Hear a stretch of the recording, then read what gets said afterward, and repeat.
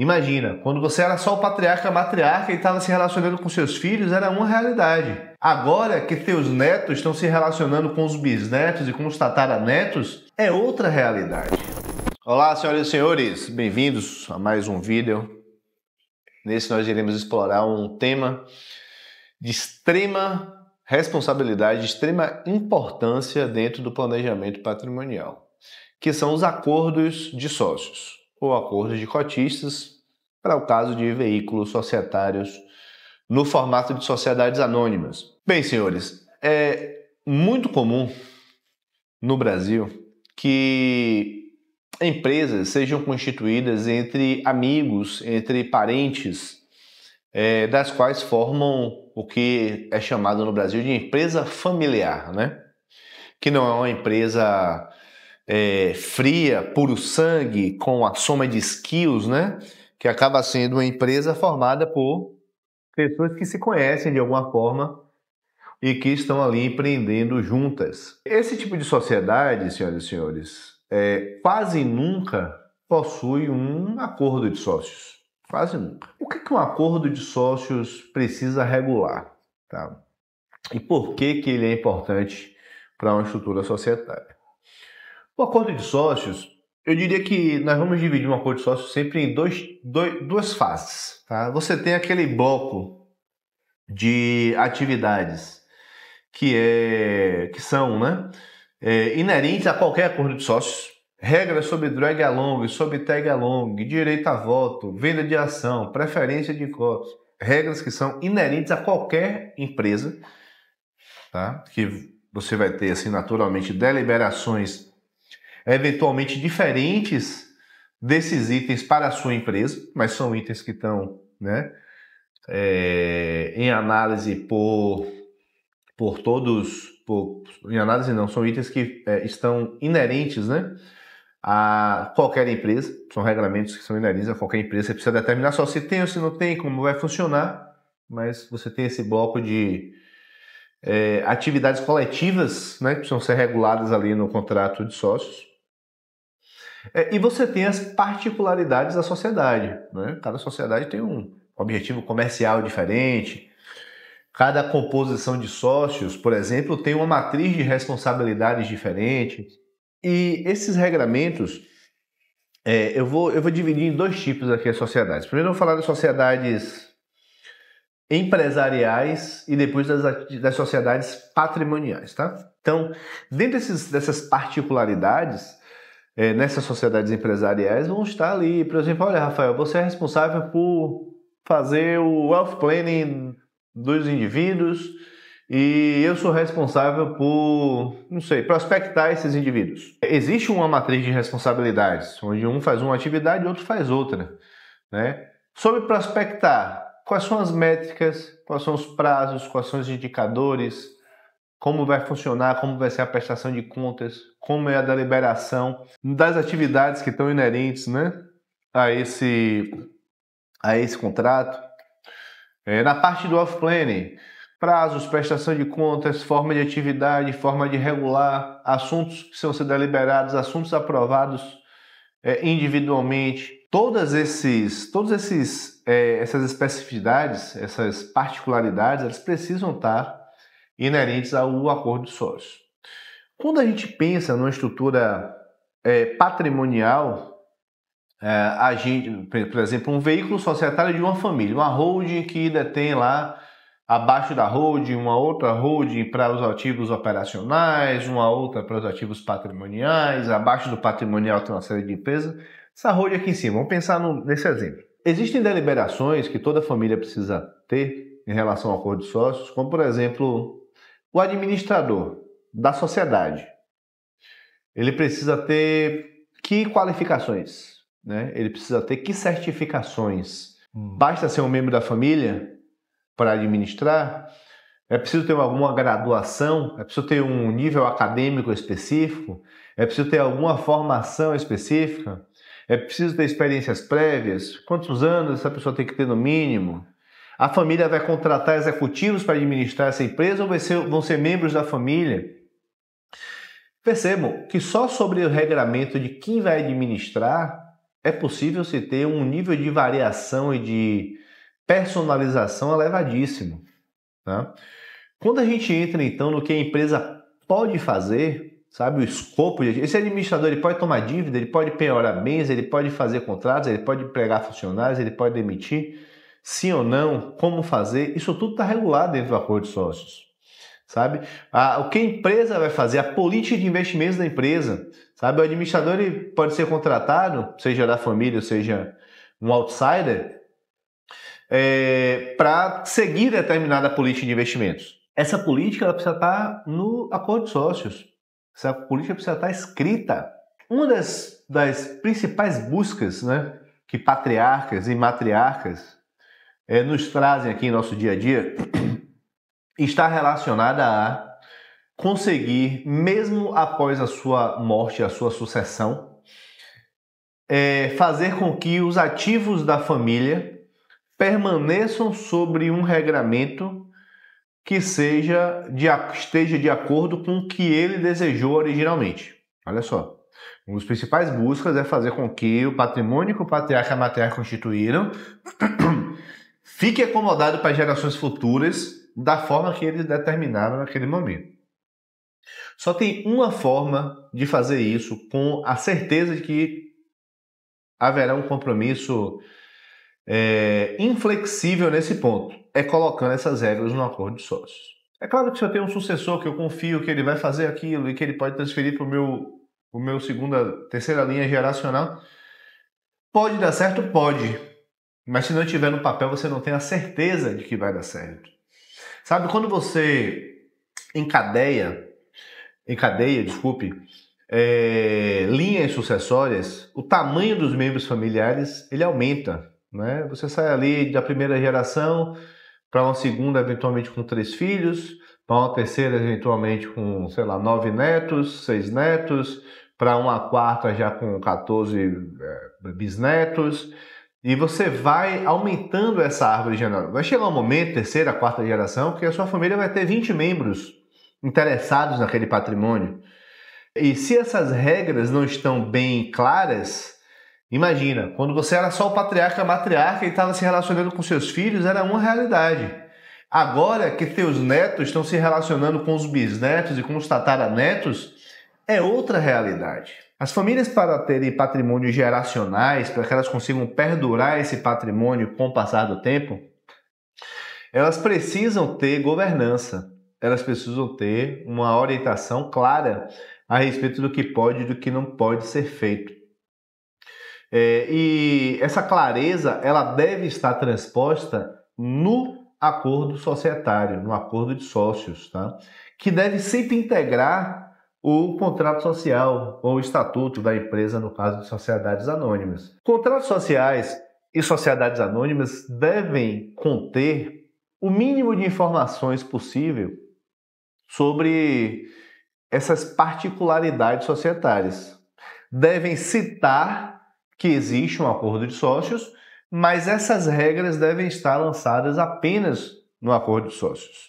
O que que isso remete na prática?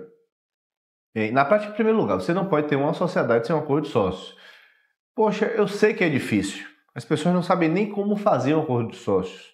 Quando você vai contratar um planejador financeiro ou um advogado societário para poder fazer um acordo de sócios, tem custos de honorários envolvidos, custos de hora-homem, custos de inteligência. E muitas vezes as sociedades estão começando, elas estão ali com regramentos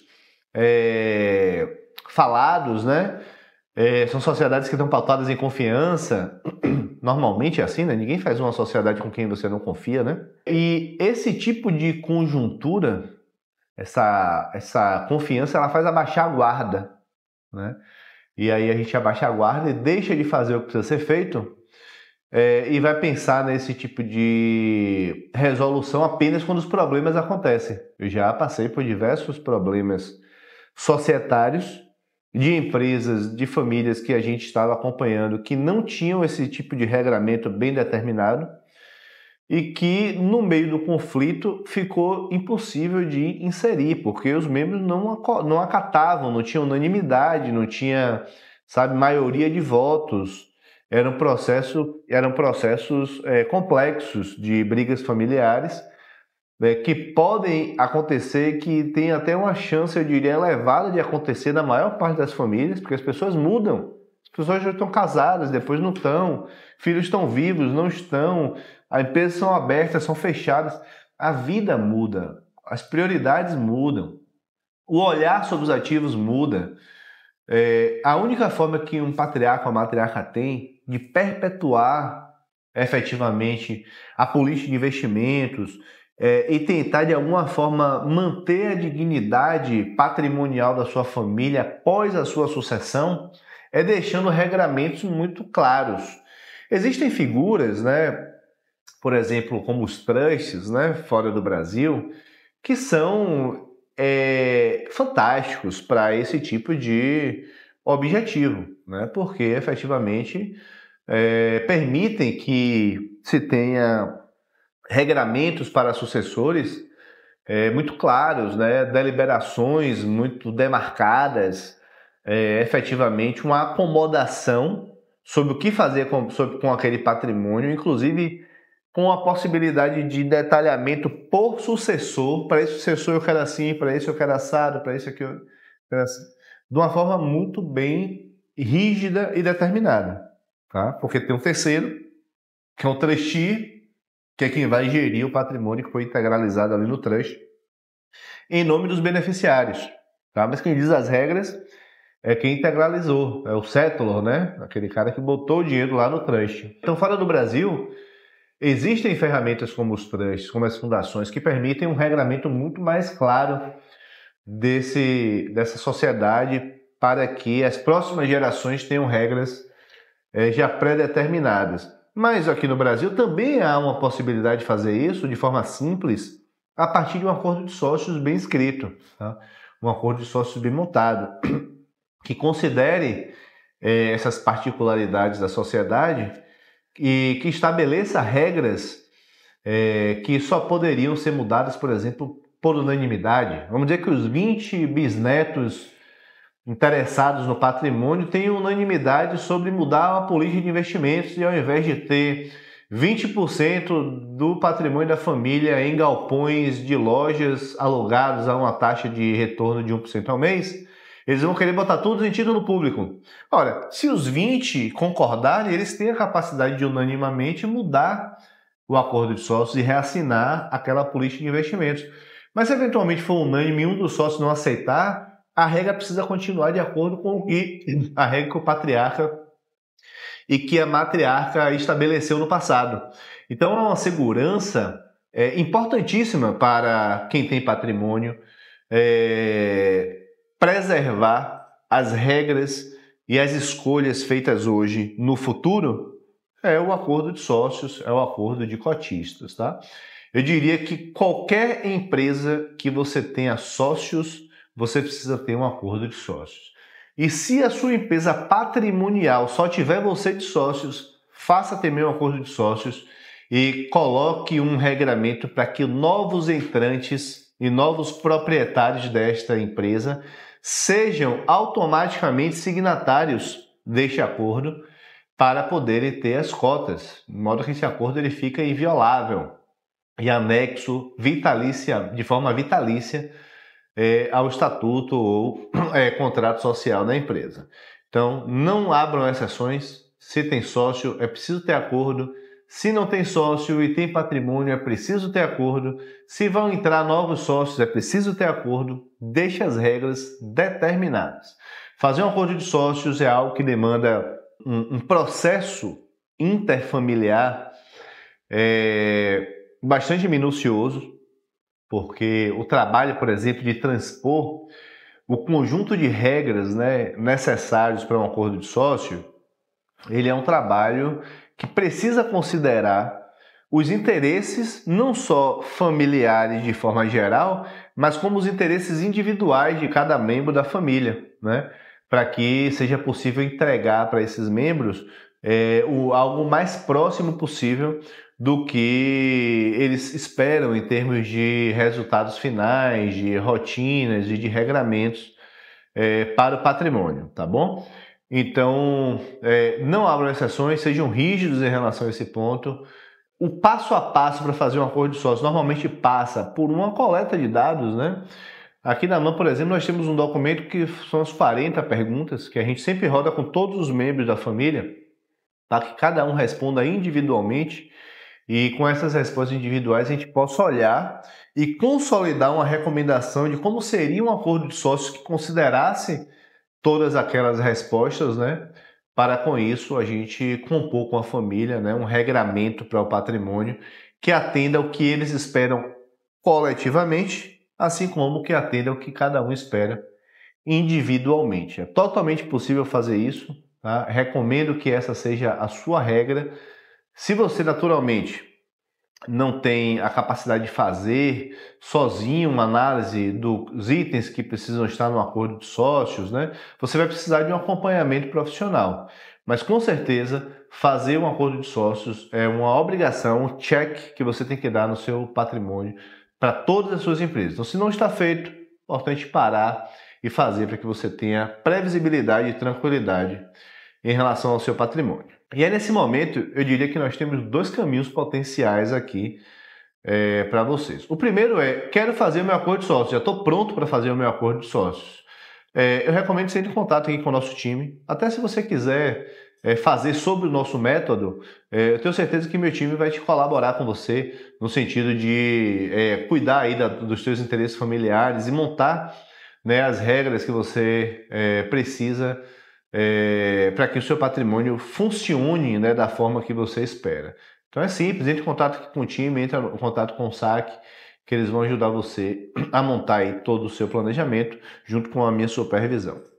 Se o seu caso é um caso ainda mais precoce, se você ainda não está convicto de todos os elementos que precisam estar nesse acordo, se você acha que ainda não pensou sobre todos os problemas que podem existir dentro de um patrimônio, né? Talvez esse mesmo conteúdo que você está vendo aqui, você nunca tivesse pensado sobre esse ponto de vista. Talvez tenha outros itens da sua gestão patrimonial que você também ainda não tenha pensado com um ponto de vista mais técnico, né? Então, se esse for o seu caso, eu recomendo que você faça um mapeamento de risco do seu patrimônio, sabe? Que você passe pelo mapeamento global aqui da MAN, que é um overview 360 graus, onde você vai efetivamente passar por quase 60 reflexões como essa que nós estamos fazendo aqui, com videoaulas explicativas, né, com conteúdo de e-books de suporte, tarefas para você cumprir em cada uma das realidades, ou seja, efetivamente é um caminho muito mais plural, muito mais completo, né, para que você possa não ter retrabalhos e que possa partir para a elaboração do seu acordo de sócios ou de cotistas numa realidade já mais madura sobre o que você precisa considerar, o que você pode ter, o que você não quer ter, seus objetivos, restrições e ferramentas, tá bom? Então, seja qual for o caminho, a gente está aqui para lhe ajudar. Espero que essa aula tenha sido útil para você. Até o próximo vídeo.